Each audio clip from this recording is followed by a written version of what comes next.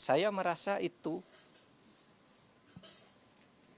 menusuk rasa keadilan masyarakat ya. Saya merasa itu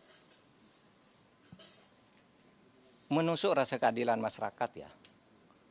Ini baru pertama ada orang didakwa bukan diduga, didakwa melakukan tindak pidana korupsi dan tindak pidana pencucian uang sebesar 300 triliun. 300 triliun. Lalu tuntutannya hanya 12 tahun. Dengan uang yang tadi 300 triliun itu dikembalikan hanya 210 miliar. Ditambah satu denda 1 miliar. Itu sungguh menusuk rasa keadilan. Karena apa? 6,5 tahun itu kok kecil sekali bagi orang yang menggarung kekayaan negara. 300 triliun hanya diambil 210. Lalu ada yang mengatakan, Pak itu 300 itu kan potensi. Bukan potensi. Itu sudah disampaikan bahwa itu kerugian keuangan negara. Bukan kerugian perekonomian negara. Kalau kerugian perekonomian negara itu potensi. Termasuk gaji, termasuk apa gitu yang diduga merugikan perekonomian. Ini uang negara menurut Jampitsus Febri Diansah. Resmi pada waktu itu malah menyebut ini bukan kerugian ekonomi negara tapi keuangan negara. Artinya uang konkret yang dicuri dari negara. Sesudah dihitung lagi jadi 300 triliun. Hanya dikabulkan perampasannya 210 ditambah denda 1 miliar berarti 211. Ini sungguh tidak adil. Coba Anda ambil contoh Beni Cokro. Hukumannya seumur hidup, asetnya dirampas ratusan miliar oleh Kejaksaan Agung. Henry Surya semula dibebaskan di pengadilan negeri. Kita tidak terima. Langsung kasasi atau dituntut lagi dari kasus lain. Naik. Ya. Si Henry Surya ini semula bebas, kita langsung ke kasasi menjadi 18 tahun penjara. Hartanya juga diambil. Sudah disita oleh kepolisian lebih dulu. Atau Surya Darmadi. Itu divonis hitungan kerugian nih ekonomi nih, yang ekonomi nih bahkan.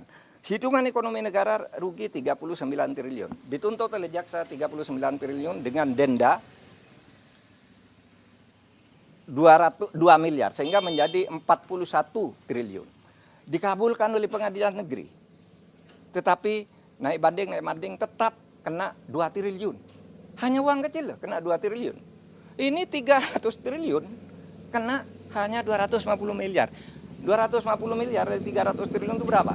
0,007%. 0,007%. Tidak sampai separuh. Tidak sampai setengah persen. Anda bayangkan itu. Nah oleh sebab itu menurut saya Kejaksaan nampaknya kurang konsisten juga.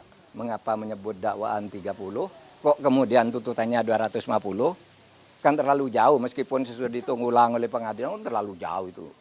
Oh, berarti kalau dari 350 jadi ini berarti seluruh dakwaannya itu agak hoax, gitu ya, agak tidak tepat. Nah itu supaya diingat bahwa kita mau mengembalikan aset sekaligus memberikan hukuman yang setimpal.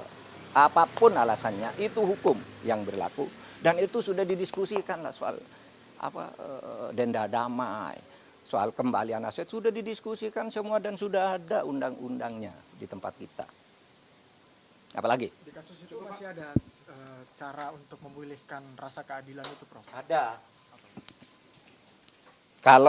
Kalau Kejaksaan Agung mau konsisten ada dong. Karena dulu pernah terjadi pada Henry Surya.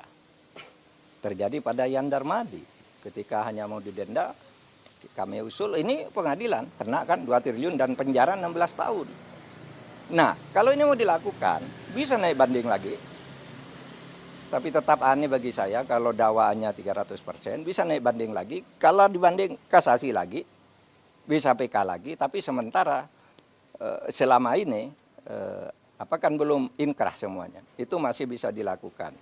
Meskipun kasus ini kan agak aneh ya. Ada unsur politisnya kan. Ketika ditetapkan si Harvey itu sebagai tersangka, kan ada berita kantor Kejaksaan Agung dikepung, ya kan? Lalu Jaksa Agung memberi penjelasan diintervensi oleh Brimob atau apa gitu kan, Jaksa Agung ngomong di televisi ya. Lalu analisis di luar itu sebenarnya bukan penangkapan terhadap mafia nikel, tetapi apa? Itu upaya pergantian penguasa mafia. Sehingga yang lama dihantam agar ganti gitu. Tapi hukumannya tidak sungguh-sungguh. Analisis itu pernah muncul.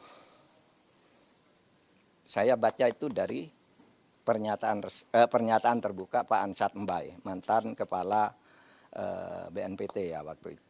Dulu, zaman saya Menhan dulu dia kepala BNPT, tapi dia berbicara dalam konteks ini, Pak. Ini kan hanya pergantian aja. Sehingga kelihatannya tidak sungguh-sungguh atau takut. Nah ini tantangan, tahun baru ini tantangan. Anda mau bersikap apa terhadap ini?